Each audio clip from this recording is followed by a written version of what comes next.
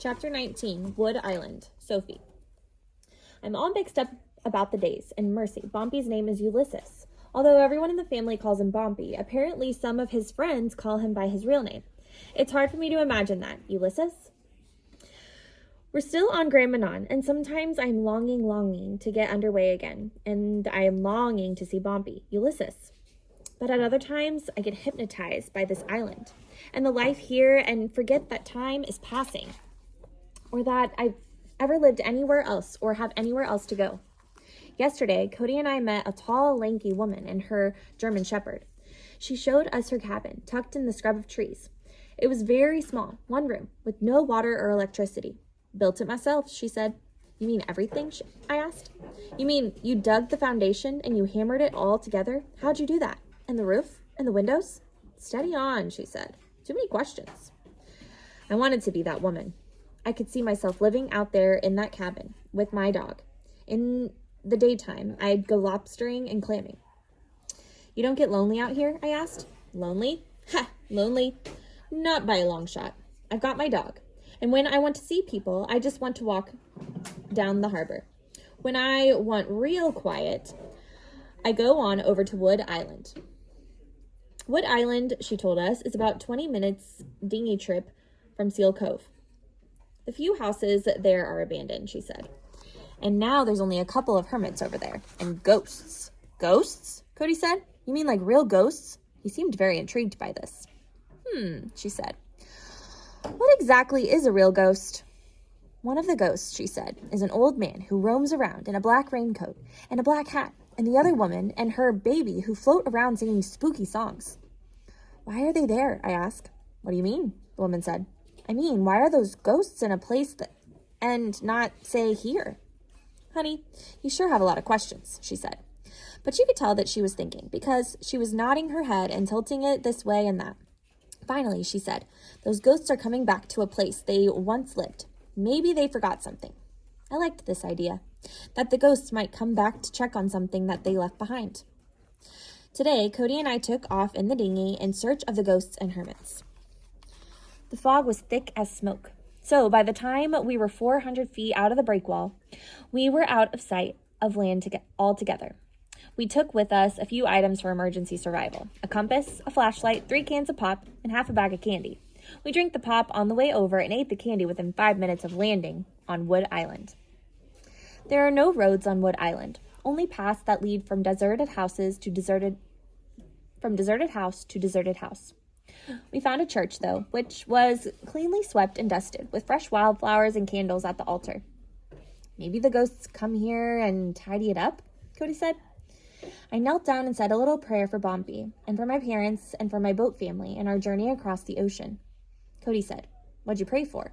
And when I told him, he knelt down and closed his eyes, and I think he said a little prayer too. In one deserted house, Cody discovered a bead necklace that was gnarled and broken. For you, Cody said, gallantly presenting me with the tangled string and loose beads. Maybe you can restring it. And when he put the beads in my hand, they were warm, and I felt as if there were other people in the house with us. Maybe there were ghosts, and I wondered what happened to them. And was this all that was left of their lives?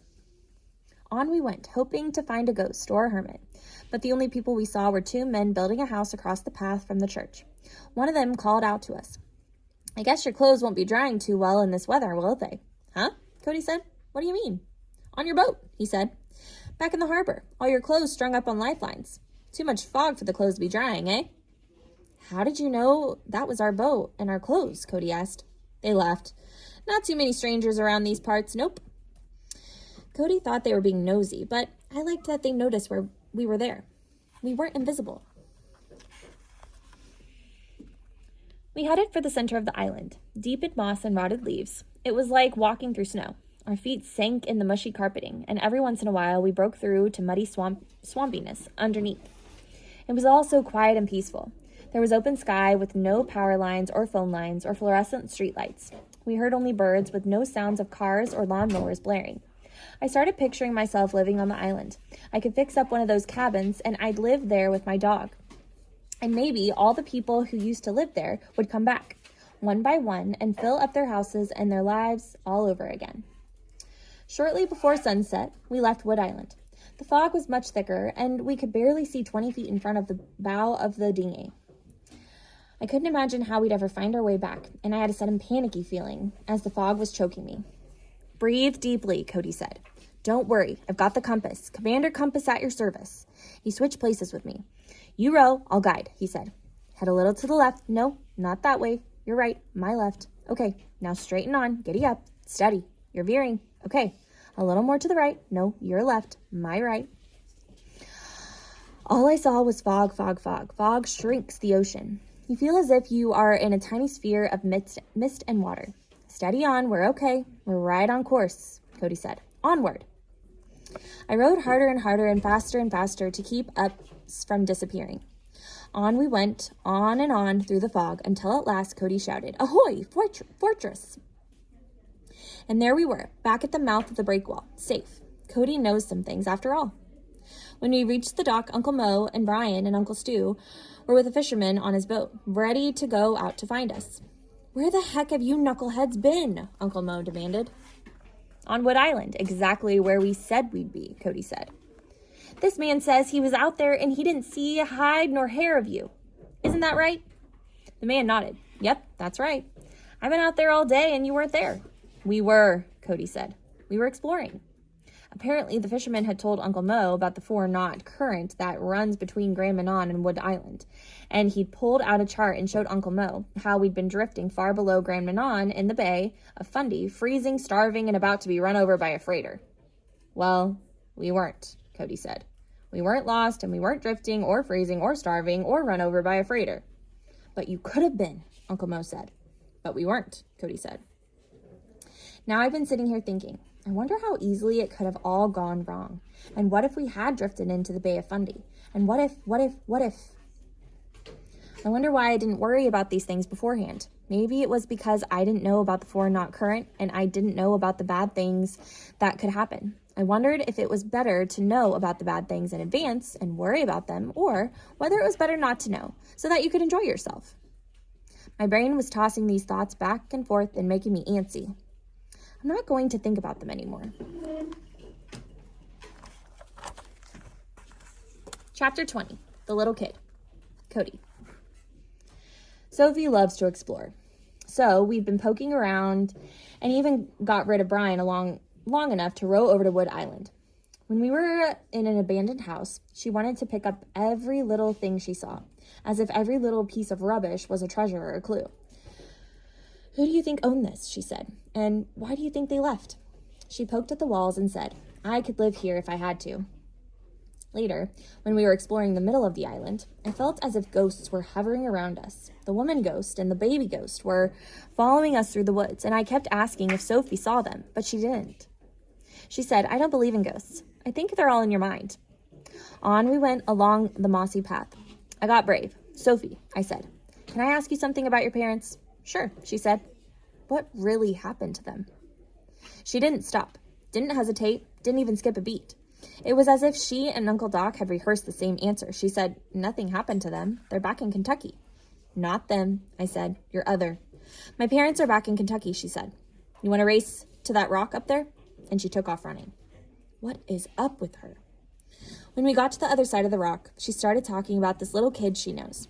She said this little kid had lived a lot of places. "How many?" I said. A lot. Some not so nice places." "Where were the little kid's parents?" "Somewhere else. So the little kid had to live with other people. They didn't really want the little kid. The little kid was always in the way. You want to race all the way over there to that scrabby tree?" When we got back, my father was having a humongous fit about how irresponsible we'd been and how we could have been dragged out into the ocean and all that jazz. He doesn't give me credit for beans. I was getting really ticked, but then Sophie tugged at my arm and whispered, "At least he was worried about you." "He sure has a funny way of showing it," I said. "All that yelling and all." And Brian asked me about a million questions. He wanted to know where we went and how we got there and what we saw and why we didn't tell him and why we didn't tell him we were going and were we scared to coming back and what if we'd gotten lost and about 1,000 other questions like that. I almost felt bad that we hadn't invited him. But then he said that he was going to make up a list of what each person was going to do each day so that someone would know each person's whereabouts.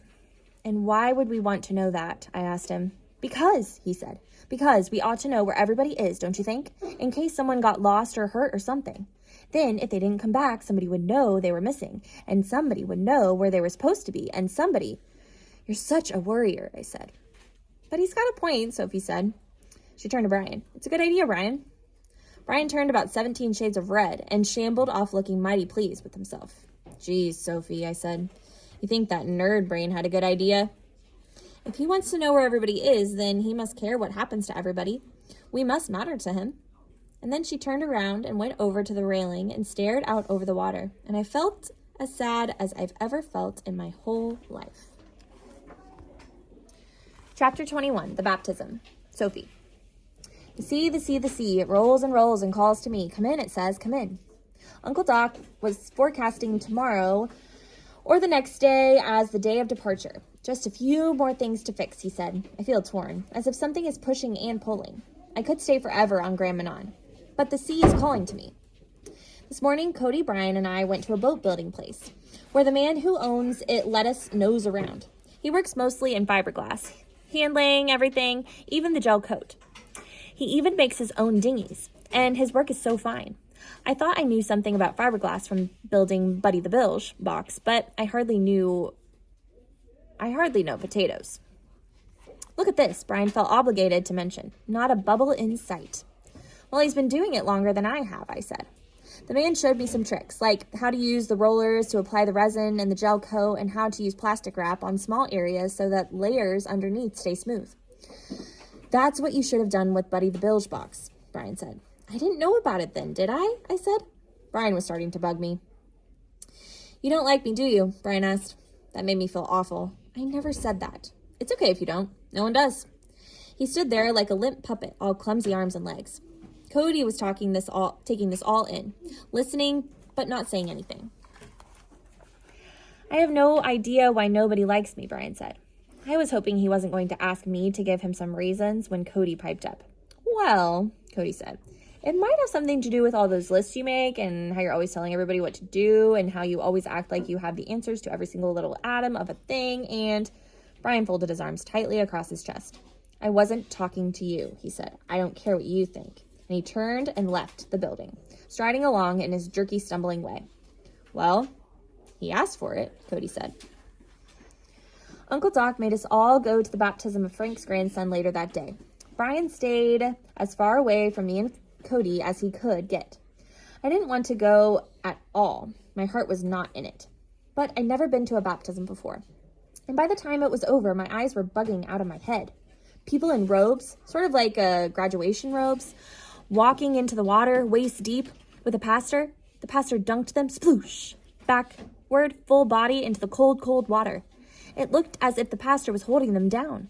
And what if they couldn't breathe? What if he held them down too long? All the while, the people were being dunked. The bystanders were singing Amazing Grace, and that song made me freeze up completely. Where had I heard that song before? At a funeral? My throat was all clogged, as if there was something stuck in it, like a big sock. Everything got blurry and woozy, and Uncle Doc said, Sophie, you better sit. Put your head down. On the way over to Frank's house for the baptism feast, Brian broke his silence to inform us that the reason for dunking was that the water would cleanse them of all their sins and they could start fresh, as a whole new clean people. I kept thinking and thinking about that. And what I saw in my head was this very dirty person being dipped and then whoosh. Out he came all white and clean, like an angel. I saw this over and over and I started getting dizzy and woozy again. Here, Uncle Doc said, eat some of this. Maybe you haven't eaten enough today. And he offered me some seafood chowder and fried scallops and lobster salad, sandwiches and potato salad and 2 kinds of cheesecake and carrot cake and banana bread. I ate what I could, but then I threw it all up. Maybe you've got the flu, Uncle Doc said, and he took me back to the boat. I slept a bit and then woke up when Brian and Cody came in. Brian said, I hope that wasn't our last supper. Shut up, Cody shouted. You're such a wet blanket. Why do you always expect the worst? Why are you trying to do this? Jinx our voyage. I'd feel a whole lot better if the crew on this boat actually knew what they were doing, Brian sneered. Well, you're part of this crew, you knuckle-headed doofus. I am not a knuckle-headed doofus. You are. Our boat family is getting touchy and nervous. We're all ready to be underway, but we're also starting to think of the problems we might encounter. Thinking too much is not good. We should just go.